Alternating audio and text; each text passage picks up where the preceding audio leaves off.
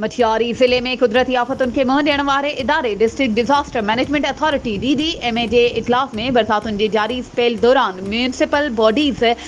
Public health engineering सिहत ऐं आबपाशी खाते समेत समूरनि इदारनि खे चौकस रहण ऐं इम्कानी हंगामी सूरतहाल खे मुंहुं ॾियण लाइ फौरी तहरुक में अचण जी हिदायत कई वई आहे।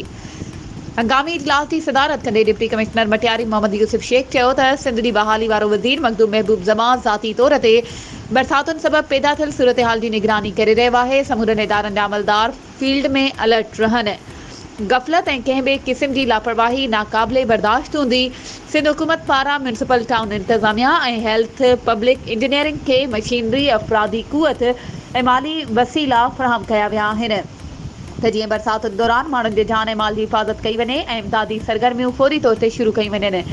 जंहिं लाइ समूरनि इदारनि जो जामे प्लान अॻु ई तयारु कयो वियो आहे। उन मौक़े ते इजलास खे ब्रीफिंग ॾींदे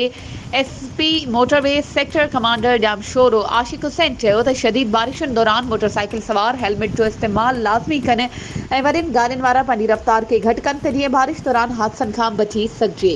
वधीक ख़बरुनि ऐं अपडेट्स जे लाइ असांजे चैनल खे सब्सक्राइब कयो ऐं हा बेल आइकन खे प्रेस करणु न विसारिजो त जीअं असांजी हर नई अचण वारी वीडियो तव्हां ताईं पहुची